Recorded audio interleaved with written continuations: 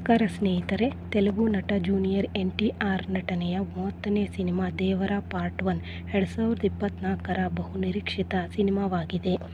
ಈಗಾಗಲೇ ಥಿಯೇಟರ್ಗಳಿಗೆ ಸೆಪ್ಟೆಂಬರ್ 27ರಂದು ಲಗ್ಗೆ ಇಟ್ಟು ಬಾಕ್ಸ್ ಆಫೀಸ್ನಲ್ಲಿ ಭರ್ಜರಿ ಜಯ ಗಳಿಸುತ್ತಿದೆ. ಇನ್ನು ಈ ಕಥೆಯ ಬಗ್ಗೆ ಹೇಳುವುದಾದರೆ, ಇದು ಆಂಧ್ರಪ್ರದೇಶ ಹಾಗೂ ತಮಿಳುನಾಡು ಗಡಿಗೆ ಹೊಂದಿಕೊಂಡಿರುವ ಸಮುದ್ರ ದಡದಲ್ಲಿ 4 ಪುಟ್ಟ ಗ್ರಾಮಗಳು. ಅಲ್ಲಿರುವವರು ಒಂದು ಬುಡಕಟ್ಟು ಜನಾಂಗಕ್ಕೆ ಸೇರಿರುತ್ತಾರೆ. ಅವರ ಪೂರ್ವಿಕರು ಬ್ರಿಟಿಷರನ್ನೇ ಒದ್ದು ಓಡಿಸಿದ ಸಾಹಸಿಗಳಾಗಿರುತ್ತಾರೆ. ಅಂತಹ ವೀರ ಪರಂಪರೆಯಲ್ಲಿ ಹುಟ್ಟಿದವರು ದುಡ್ಡಿಗೋಸ್ಕರ ಈಗ ಕಡಲ ಕಳ್ಳರಾಗಿರುತ್ತಾರೆ. ಅದರಲ್ಲಿ ಮೇನ್ ಲೀಡ್ ಜೂನಿಯರ್ NTR, ದೇವರ ಕೂಡ ಒಬ್ಬ. ಆದರೆ ಒಂದು ಹಂತದಲ್ಲಿ ಇದು ತಪ್ಪು ಎಂಬುದು ದೇವರನಿಗೆ ಮನವರಿಕೆಯಾಗುತ್ತದೆ. ಆದರೆ ಅದೇ ಊರಿನ ಬೈರ ಈ ಪಾತ್ರದಲ್ಲಿ ಸೈಫ್ ರವರು ನಟಿಸಿದ್ದಾರೆ. ಆ ಬೈರನಿಗೆ ಮನವರಿಕೆ ಆಗುವುದಿಲ್ಲ. ಮೀನು ಹಿಡಿಯಲು ಹೊರತುಪಡಿಸಿ ಬೇರೆ ಯಾವ ಕೆಟ್ಟ ಕೆಲಸಕ್ಕೂ ಕೈ ಹಾಕಬಾರದು ಎಂದು ದೇವರ ಕಟ್ಟಪ್ಪಣೆಯನ್ನು ಮಾಡಿರುತ್ತಾನೆ. ಆದರೂ ಕೆಲವರು ಮತ್ತೆ ತಮ್ಮ ಹಳೆಯ ಚಾಳಿಗೆ ಕೈ ಹಾಕುತ್ತಾರೆ.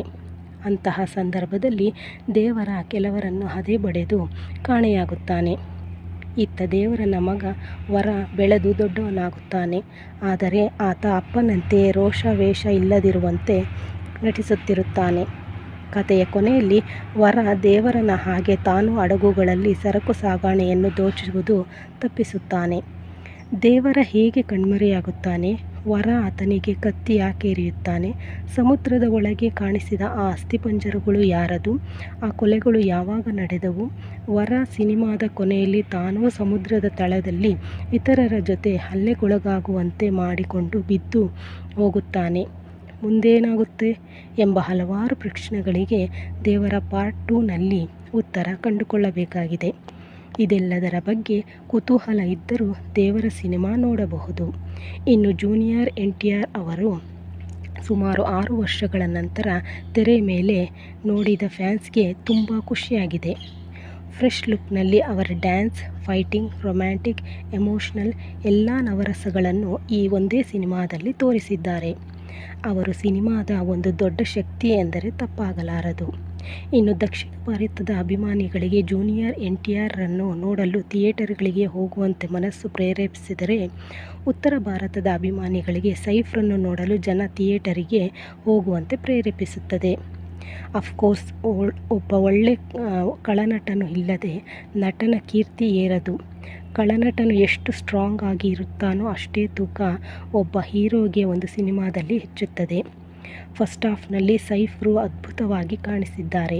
ಅವರ ಮ್ಯಾನರಿಸಮ್, ಆ ತುಂಟನಗು ಇಲ್ಲೂ ಎದ್ದು ಕಾಣಿಸುತ್ತದೆ. ಮೊದಲ ಬಾರಿಗೆ ದಕ್ಷಿಣ ಭಾರತದ ಸಿನಿಮಾಗಳಲ್ಲಿ ನಟಿಸಿ ಸೈ ಎಂದು ನಮ್ಮ ಸೈಫ್ರು ಅನಿಸಿಕೊಂಡಿದ್ದಾರೆ.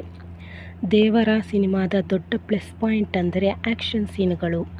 ಮೊದಲ ಹಡಗಿನ ಕಳ್ಳತನದ ಆ್ಯಕ್ಷನ್ ಅಂತೂ ಪ್ರೇಕ್ಷಕರನ್ನು ಕಾಲ ತುತ್ತ ತುದಿಯಲ್ಲಿ ನಿಲ್ಲಿಸಿಬಿಡುತ್ತದೆ.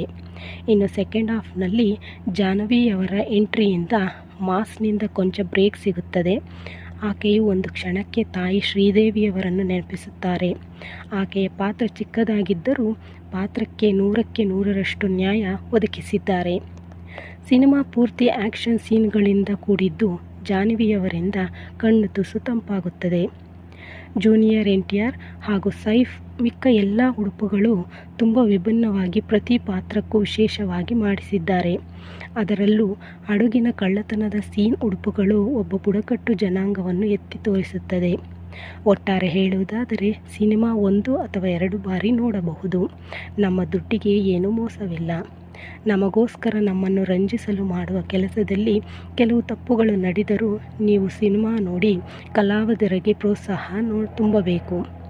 ಜೂನಿಯರ್ NTR ನಟನೆ ಮತ್ತು ಸೈಫ್ ಹಾಗೂ ಜಾಹ್ನವಿಯವರ ದಕ್ಷಿಣ ಭಾರತದ ಮೊದಲ ಪ್ರಯತ್ನಕ್ಕೋಸ್ಕರ ಒಂದು ಬಾರಿ ಥಿಯೇಟರ್ಗೆ ಹೋಗಿ ನೋಡಿ ಬನ್ನಿ. ನಮಸ್ಕಾರ.